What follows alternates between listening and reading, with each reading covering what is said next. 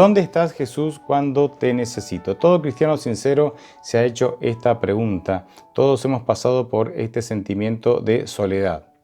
Nos hacemos esta pregunta porque percibimos en nuestra realidad que Jesús está ausente. El dilema que tenemos que definir es si Él está ausente o nosotros solo sentimos que está ausente. Bien, podemos contestar esta pregunta de diferentes maneras. Obviamente hay versículos con los cuales uno elabora una respuesta tradicional. Aunque citaré alguno de esos versículos, quiero darle un enfoque nuevo a este planteo. Quiero empezar entonces preguntando ¿qué es la realidad? ¿Qué es la realidad? Bien, para intentar hacerlo lo más sencillo posible y también lo más didáctico posible, por lo menos esa es la intención, quiero mostrarles una fórmula de lo que es la realidad. A mí no me gustan las matemáticas, tampoco me gustan las fórmulas, pero creo que esta fórmula puede definir de manera sencilla y didáctica lo que es la realidad.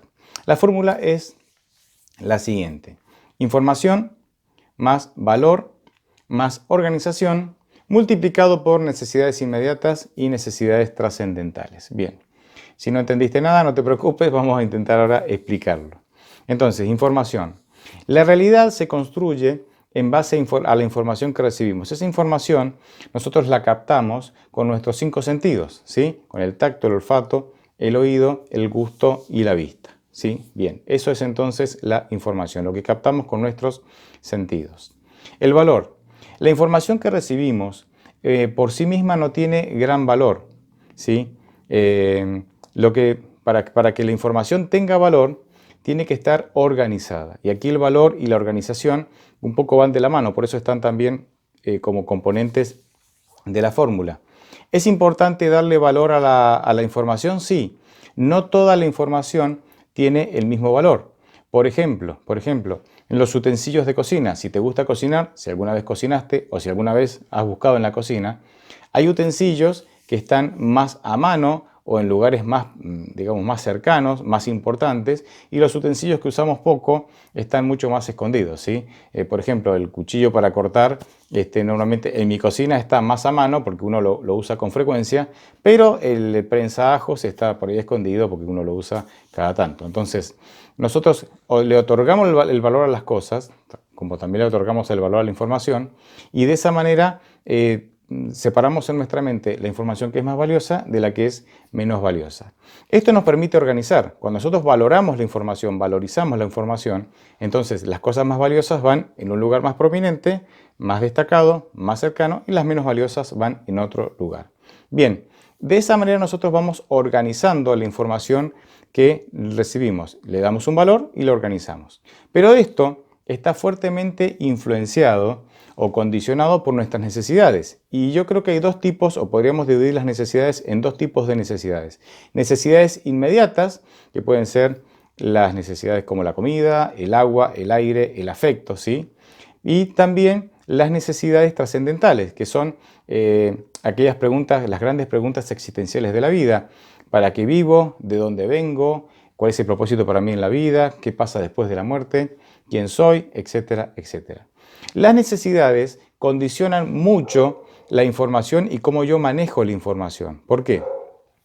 Porque, por ejemplo, yo puedo considerar muy importante repasar todos los goles del campeonato de mi equipo favorito, ¿sí? Eso puede ser, a mí me puede parecer una información importante, pero la necesidad me dice, pero pará, vos tenés que salir a trabajar todos los días para ganar el sustento, que son tus necesidades básicas.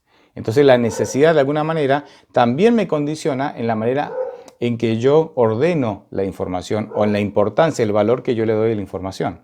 Pero ahora aparecen las necesidades trascendentales que dicen, sí, está bien, el alimento, salir a trabajar todos los días para ganar el sustento es importante, pero ¿para qué trabajar? ¿Solo por el alimento? ¿Solo para pagar las boletas? ¿Solo para llegar a fin de mes? ¿La vida es solo eso? ¿No hay algo más importante? Y entonces ahí vienen las preguntas trascendentales. ¿Y para qué estoy aquí? ¿Y cuál es mi propósito?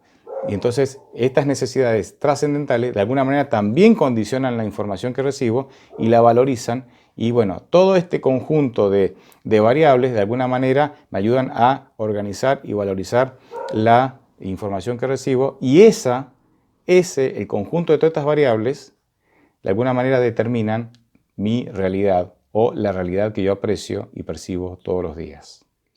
Alguno puede decir, oh, pastor, se puso muy filosófico, pero miren, Jesucristo, seguramente de manera más sencilla que la mía, ¿no? Con un método más sencillo que el mío, habló de estas cosas y le dio valor a estas cosas. Por ejemplo, en Mateo 13:44 dice lo siguiente: además el reino de los cielos es semejante a un tesoro escondido en un campo, el cual un hombre halla y lo esconde de nuevo, y gozoso por ello va y vende todo lo que tiene y compra aquel campo. Fíjense también lo que dice Mateo 6 del 19 al 21. No acumulen ustedes tesoros en la tierra, donde la polilla y el óxido corroen, y donde los ladrones minan y hurtan. Por el contrario, acumulen tesoros en el cielo, donde ni la polilla ni el óxido corroen, ni los ladrones no minan ni hurtan. Pues donde esté tu tesoro, allí estará también tu corazón. Acá Jesucristo está diciendo, ustedes observan una realidad, con sus sentidos reciben información, captan esa información y ustedes le dan valor a la información que reciben. Entonces, si ustedes toman la información de los tesoros y empiezan a valorar los tesoros terrenales, las posesiones terrenales o pensamientos y filosofías terrenales y le dan demasiado valor, se van a llevar una sorpresa. Porque todo lo terrenal se corrompe, todo lo terrenal se corroe, desaparece y todo lo terrenal no perdura eternamente. Entonces, acá Jesucristo me está hablando de cómo valoro la información que recibo. Acá Jesucristo me dice de cómo valoro y organizo, porque cuando yo le doy valor a las posesiones, organizo mi vida en derredor a las posesiones. Todo va a girar alrededor de las posesiones. Por eso dice, donde está tu tesoro, ahí estará tu corazón. O sea, si vos considerás que las posesiones son valiosas, tu vida va a girar en torno a las posesiones. Entonces, estos pasajes y otros me hablan de cómo valorar la información que recibo. Si vamos al caso, un ejemplo sencillo. Si yo les preguntara a ustedes, ¿qué es el oro? Y el oro es un metal. ¿Y por qué el oro es tan caro? Y porque los seres humanos han decidido darle valor, un valor extraordinario al oro, y entonces la vida de mucha gente gira en torno al oro. Pero no deja de ser un metal, ¿me entienden? Entonces, la manera en que valorizamos la información que recibimos hace que nosotros finalmente desarrollamos nuestra realidad y nuestra vida en base a las cosas que son valiosas. Bien, pero insisto con el valor de la información, porque es algo que nosotros no pensamos mucho en esto y es importante. Es como que hemos aprendido a valorar otras cosas, ¿sí? Y de alguna manera no somos conscientes del valor que tiene la información. Quiero ilustrarlo de la siguiente manera. En 1998 se estrena una película que se llama The Truman Show, ¿sí? El show de Truman.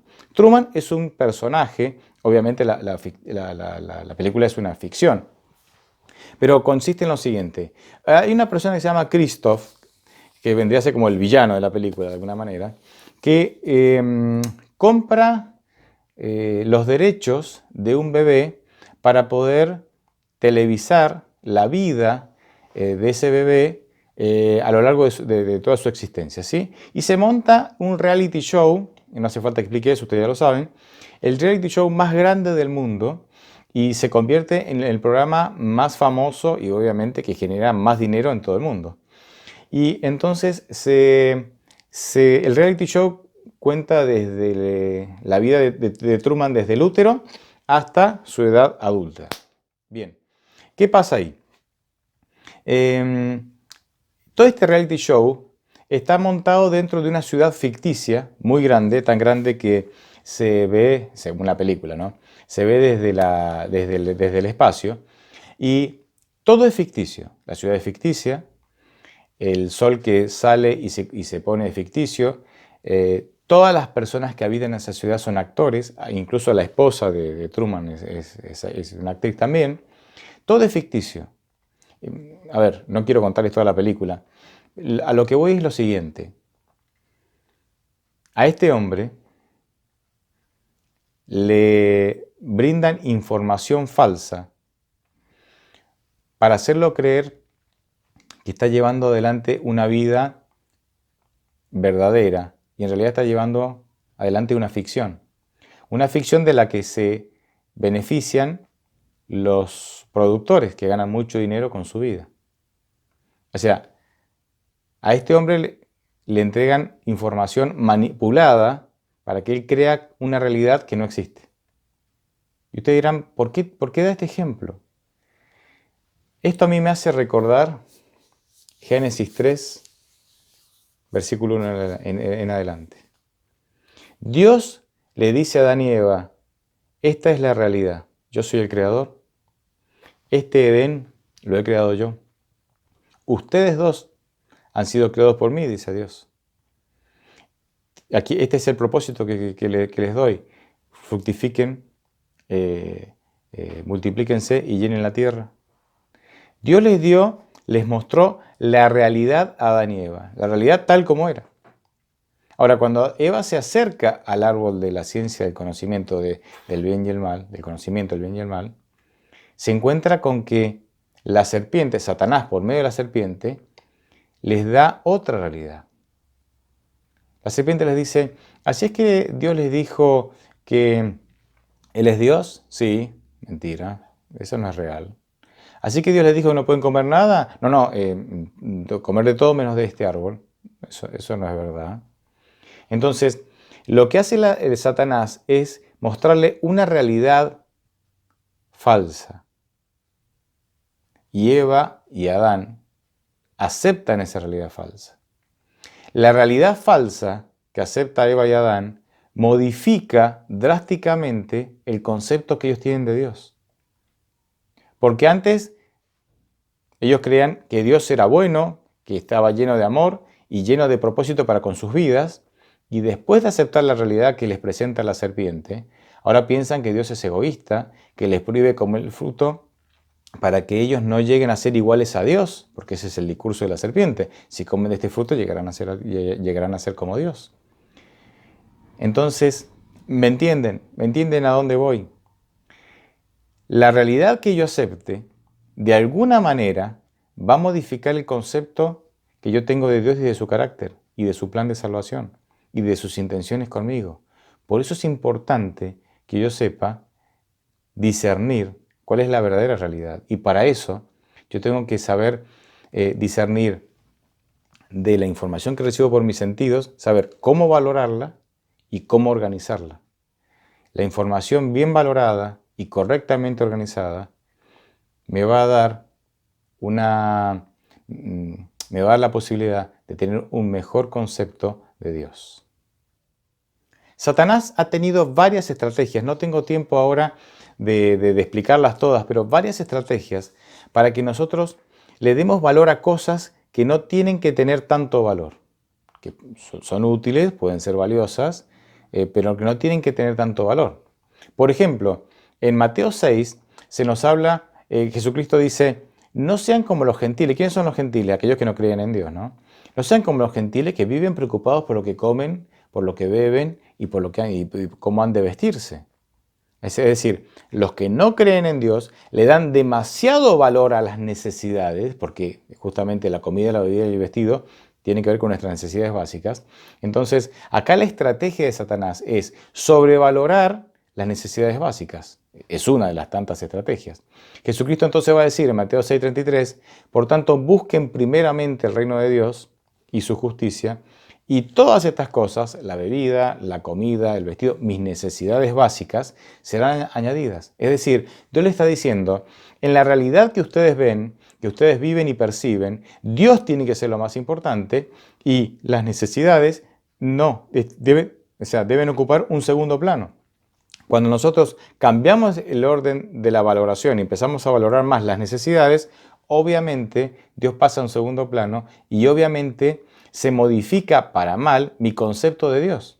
Porque si yo estoy demasiado preocupado por mis necesidades y al mismo tiempo la Biblia me dice que Dios es amor y al mismo tiempo yo siento que si no me esfuerzo no recibo mis necesidades, como que si las necesidades dependieran solamente de mí, hay un problema. Porque si Dios es amor, ¿por qué las necesidades básicas las tengo que suplir yo cuando Él ha prometido suplirlas? ¿Me entienden? Entonces, una realidad distorsionada, porque le doy un valor equivocado a la información que recibo, modifica y mucho el concepto que yo tengo del carácter de Dios. Permítanme usar una nueva ilustración siempre con intenciones de hacer esto lo más didáctico posible. Yo creo que la realidad que vivimos podemos compararla en la manera en que se construye un rompecabezas o un puzzle, ¿no? Me gusta rompecabezas porque cuando éramos chicos se decía así, rompecabezas. Después cambiaron las cosas, pero me gusta. Ustedes saben lo que es un rompecabezas, ¿verdad? No hace falta que lo explique. Bien, arrancamos diciendo lo siguiente. Un rompecabezas armado, con todas sus piezas en su lugar, perfectamente armado, es un conjunto de datos ordenados. Cada pieza de rompecabezas ofrece un dato, un color, una forma, y ese dato, unido ordenadamente al resto de las otras piezas, que todas aportan, ¿verdad?, información, datos, van a darme una imagen correcta, y la imagen correcta obviamente me da un mensaje. Entonces, un rompecabezas correctamente armado es un conjunto de datos bien ordenada, es información bien organizada. ¿Sí? Bien, creo que eso es una buena manera, metáfora de poder definir la realidad. Ahora, sigamos con el ejemplo del rompecabezas. Un rompecabezas desarmado, es información desordenada. O sea, la información está allí. No es que le falte información. La información está allí, pero no se entiende y hay confusión. ¿Por qué? Porque está desordenada. Y ya puedo sacar algunas conclusiones, ya puedo ir adelantándome a algunas conclusiones. Cuando vos tenés la información y está desordenada, tu vida es un caos. Pero lo dejo ahí. Volveré, no resistir la tentación, volveré después. Bien, para que la información, para que la realidad que yo vivo y que percibo sea correcta, hay algunas variables, hay algunas cosas que yo tengo que tener en cuenta. La primera, y siempre siguiendo el ejemplo del rompecabezas, la primera. Para armar bien el rompecabezas, es decir, para organizar bien la información que le da forma a la realidad que yo vivo, necesito conocer el método o tener las instrucciones correctas para poder ordenarlo. Necesito saber cómo ordenarlo, cuáles son las reglas, cuáles son las instrucciones. Y voy a mencionar dos que son las más obvias, ¿sí? El color de las piezas tiene que coincidir cuando encastro una con otra, ¿sí? Y en segundo lugar, las piezas tienen que encastrar perfectamente. Entonces, esas son dos variables básicas. Las piezas tienen que encastrar correctamente unas con otras y el color de ambas tiene que coincidir para que le dé sentido después a la imagen. En segundo lugar, no debe faltar información, es decir, no deben faltar piezas. Porque si faltan piezas o si hay piezas incorrectas que pertenecen a otro rompecabezas, entonces la imagen se va a ver afectada y el mensaje que la imagen me da, obviamente, va a ser incompleto. Bien, creo que se entendió. Por no saber, concluyo con esta ilustración de la siguiente manera. Por no saber manejar estas variables, podemos comprobar que históricamente el cristianismo ha pasado por algunos problemas graves.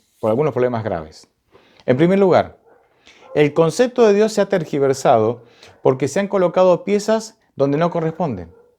Es decir, volviendo al rompecabezas con la imagen de Jesús, ¿sí?, que ustedes están viendo, si yo tomo una pieza de los pies y lo pongo en la cara, me pueden coincidir porque la pieza tiene la misma forma, pero obviamente no corresponde ahí. Y entonces algo se distorsionó.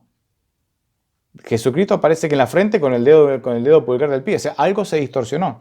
Eso mismo pasa con Dios y en la religión. Por ejemplo, si yo tomo las obras, la pieza de las obras, y la coloco en el lugar de la pieza de la salvación, y coloco la pieza de la salvación y la coloco y la pongo en el lugar donde va la ley, las piezas pueden encastrar porque tienen la misma forma, pero obviamente el contenido es diferente. Entonces se distorsiona. Yo voy a empezar a pensar que la salvación es gracias a las obras y que la ley, y que yo necesito cumplir la ley para salvarme.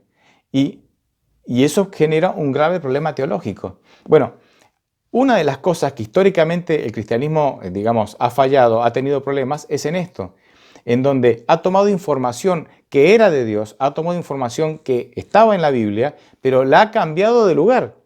Y le ha dado, al cambiarla de lugar, al cambiarla de función, al valorizarla de manera diferente, y cuando vos lo valorizás de manera diferente, la organizás la información de manera diferente, como decíamos al principio, entonces ahora se nos confunden las cosas y empezamos a tener un concepto torcido del carácter de Dios. Otro gran error que históricamente ha sufrido el cristianismo, debido a esto, ¿no? A no darle el valor correcto a la información que el Señor nos da, es que hemos colocado piezas de otro rompecabezas, ¿sí? Entonces, por ejemplo, hemos tomado filosofías grecorromanas, ¿sí? Griegas, en el cristianismo, como por ejemplo el cuerpo y el alma, como por ejemplo el cielo y el infierno, como por ejemplo el estado de los muertos, etcétera, que son filosofías griegas, que son piezas de otro rompecabezas que no tienen nada que ver con la Biblia, pero las hemos intentado injertar en la Biblia y esto también ha distorsionado por completo la imagen de Dios. Y una más, otro gran problema que ha tenido el cristianismo históricamente, que lo podemos comprobar, es que a la imagen de Cristo, que el rompecabezas, ¿no?, que representa ahí a Cristo, le faltan piezas. Porque claro, los hombres empezaron a ver toda la información que el Señor nos dejó a través de la Biblia, y dice, no, pero no me gusta el cuarto mandamiento, no me gusta el segundo, no me gusta el papel que le dan a las obras, no me gusta, no sé, los consejos de salud, etcétera, etcétera. Y van sacando piezas, entonces la información queda parcial, o sea, falta información, faltan piezas. Y ustedes dirán, ¿cuál es el problema? El problema es que esos espacios vacíos ahora son rellenados por la imaginación y la especulación del hombre. Y entonces volvemos a tergiversar la imagen de Dios. En resumen, de alguna manera, para cerrar esta primera parte, Dios nos da información de cómo Él es. Nos dice cómo valorizar esa información, porque no todo lo que está en la Biblia tiene el mismo valor, obviamente que no. Y en base al valor que yo le doy a esa información, organizo esa información. Tengo algunas variables que de alguna manera me condicionan en la manera en que lo organizo y lo valoro, sí. Por ejemplo, mis necesidades. Lo vimos en Mateo 6:33. Cuando yo le doy demasiado valor a mis necesidades básicas, también se distorsiona la persona y el carácter de Dios. Entonces, es importante este tema. Es importante el valor que yo le doy a las cosas, el valor que le doy a la información que Dios mismo me da de Él. Y no estamos a ciegas, porque el Señor en su palabra, nos ha dicho qué valor le tenemos que dar a cada cosa. La idea es que nosotros podamos seguir sus consejos. Déjenme centrarme ahora en un caso bíblico que tiene que ver con esto. Y me refiero al caso de María Magdalena, al encuentro de María Magdalena y Jesús cuando Jesús había resucitado. Esto fue el día domingo, el primer día de la semana. Voy a leer Juan 20, del 11 al 17. El texto dice lo siguiente.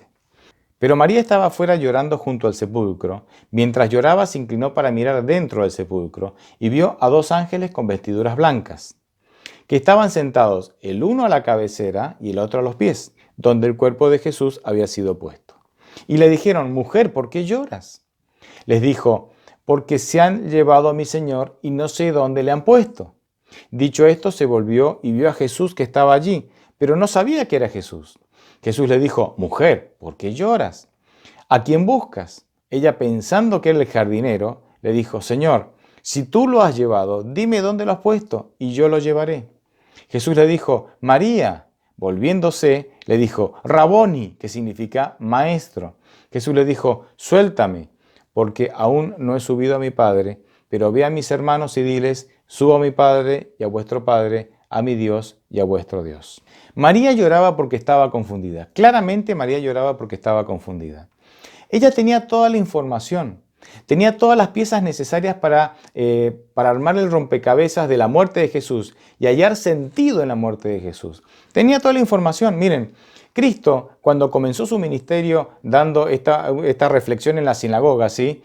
Citó el libro de Isaías, esto está en Lucas 4, del 19 al 16, y allí Cristo, citando a Isaías, él se identifica con el Mesías presentado o anticipado en el Antiguo Testamento, que vino a salvar a los pobres, darle vista a los ciegos, a sanar y a liberar a los cautivos, alejándose de alguna manera de las creencias populares del Mesías, donde se creía que el Mesías era un libertador militar que los iba a liberar de la opresión o del poder romano. Bien, así que tenían los datos de cuál era el propósito, el verdadero propósito del Mesías. Jesucristo también les había anunciado su muerte y su resurrección. Por ejemplo, en Mateo 16, 21, ahí Jesucristo con toda claridad, no hubo parábola, casi con toda claridad, les dijo: yo he de morir por manos de los hombres, pero al tercer día resucitaré. Es decir, María tenía toda la información, al igual que los discípulos, ¿no? Tenían toda la información, pero estaba desorganizada y estaba mal interpretada. Entonces, esa información correcta, mal valorada, mal organizada, mal interpretada, les hacía vivir una realidad que no era la correcta. Estaban como Eva. Compraron una realidad que no era la realidad de Dios. Estaban como Truman ahí, ¿no? Viviendo una realidad que era una mentira. Pero no es que a ellos les faltaba información. Ellos lo que no tenían tenían la información correcta, pero estaba mal interpretada, mal organizada, mal valorada. ¿Por qué María no reconoció a Jesús? Uno dice, bueno, porque estaba triste, porque las lágrimas, ¿saben por qué María no reconoció a Jesús? Porque María fue a la tumba no a buscar a un Jesús vivo. María fue a la tumba a buscar un cadáver. María fue a buscar un cadáver, porque la información que ella tenía, la realidad que ella vivía, es que Jesús estaba muerto. Aunque ella tenía la información correcta de que Jesús iba a resucitar, iba a morir, iba a resucitar, ella vivía una realidad equivocada, porque no había sabido valorar ni organizar la información que ya Dios le había dado. Ella no reconoció a Jesús vivo porque ella fue a buscar un cadáver. Y se lo dice cuando conversa con Jesús creyendo que Jesús es el jardinero, el hortelano, dicen las versiones tradicionales. Ella le dice, si te lo has llevado, dime dónde está. ¿Si te has llevado qué? El cadáver. Cuando ella conversa con los ángeles le dicen, ¿por qué lloras? Ella le dice claramente, porque se lo han llevado y no sé dónde está. ¿Que se han llevado qué? El cadáver. ¿Se dan cuenta? Teniendo toda la información, María y los discípulos vivían una realidad equivocada porque no habían aprendido a valorar y a organizar la información que Dios ya les había dado. Una conclusión así, espontánea e inmediata que sale de todo esto. Cuando nos falta información o cuando la información que tenemos está desordenada, mal interpretada, mal valorizada, sufrimos innecesariamente en la vida. ¿Cuántos cristianos hoy sufren teniendo toda la información que el Señor nos dio a través de la Biblia? ¿Y por qué sufren? Porque no le dan el valor correcto y no la organizan correctamente y no la colocan en sus vidas en el lugar correcto. ¿Qué hacer para salir de esto? Porque esto es una trampa, esto es un problema que, convengamos, podríamos decir que prácticamente todos los cristianos hemos caído, o la gran mayoría. ¿Cómo salir de esta situación? ¿Cómo empezar a ver la realidad de Dios como Dios la presenta y salir de la manera equivocada en que yo aprecio, percibo y vivo la realidad? ¿Cómo salir? Necesitamos desesperadamente del Espíritu Santo. Y lo resumo en 3 puntos. Necesitamos el Espíritu Santo, la presencia del Espíritu Santo en mi vida, para que nos guíe a toda la verdad, como dice Juan 16:13. Necesito la presencia del Espíritu Santo en mi vida para que me demuestre, me convenza de la condición desesperada que tengo, que soy un pecador, para que me convenza de pecado, como dice Juan 16:8. Y también necesito desesperadamente la presencia del Espíritu Santo en mi vida para que me ilumine y me enseñe y me guíe qué es la verdad y me ayude a no extraviarme en el océano de errores que hoy nos inundan por medio de los medios de comunicación. Entonces, ¿quién me va a enseñar qué es correcto y qué es incorrecto, qué información es correcta y qué información es incorrecta, quién me va a enseñar a valorizarla correctamente, a interpretarla correctamente, a ordenarla correctamente. El Espíritu Santo. Esto lo dice Juan 14, versículo 26.